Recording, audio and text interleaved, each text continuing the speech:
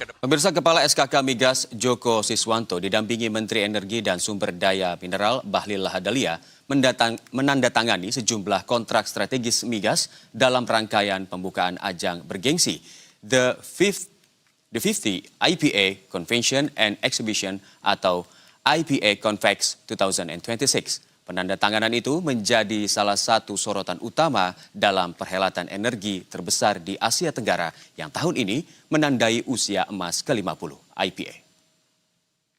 Cross-border CCS Cooperation, PHE, ExxonMobil, SK Innov. Di tengah penyelenggaraan The 50 IPA Convex 2026 di hadapan ratusan pelaku industri, Migas Global, Kepala SKK Migas Joko Siswanto melakukan penandatanganan kontrak kerjasama wilayah migas hasil lelang dengan disaksikan langsung oleh Menteri SDM Bahlil Lahadalia. Momentum ini mempertegas PES bahwa pemerintah tengah mendorong percepatan investasi energi di tengah tantangan transisi energi dan kebutuhan menjaga ketahanan energi nasional. Dalam pidatonya, Bahlil menyatakan sektor hulu migas menjadi salah satu sektor yang berkontribusi terhadap pertumbuhan ekonomi Indonesia, di mana target pertumbuhan ekonomi Indonesia mencapai 6,5% pada tahun 2027.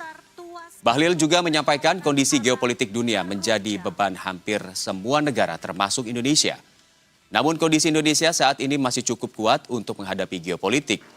Ia pun menyampaikan tahun 2025 kuartal 1 2026 PNBP Indonesia di sektor energi mencapai 40% target APBN.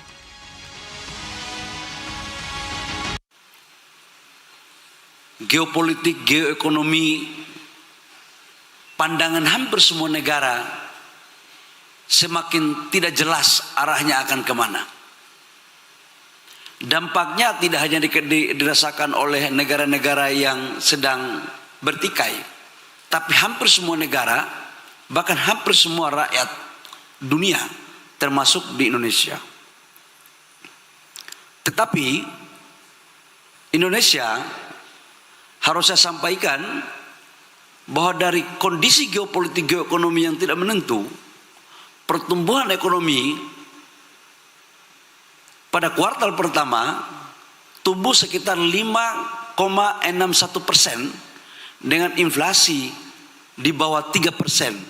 2,41%. Dan ini adalah pertumbuhan ekonomi tertinggi di antara negara-negara G20.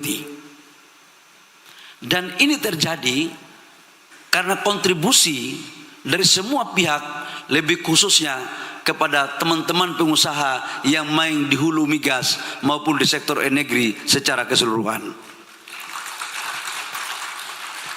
Kenapa saya sampaikan ini? 2025 dan di kuartal pertama 2026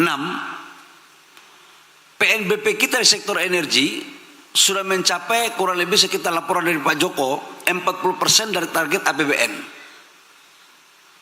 Sekalipun memang harga komoditas lagi naik, tapi saya melihat ini adalah sebuah kontribusi yang cukup signifikan bagi pengembangan, mampu menciptakan lapangan pekerjaan dan mampu menciptakan multiplier effect.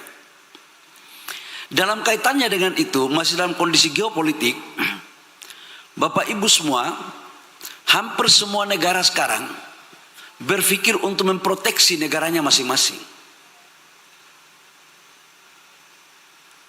Dalam berbagai kesempatan saya mendampingi Bapak Presiden untuk bertemu dengan kepala-kepala negara, baik negara yang mempunyai sumber minyak maupun yang tidak mempunyai sumber minyak, itu mempunyai pandangan yang hampir sama, bahwa tidak ada keuntungan yang utuh dari sebuah pertikaian yang berdampak pada kondisi global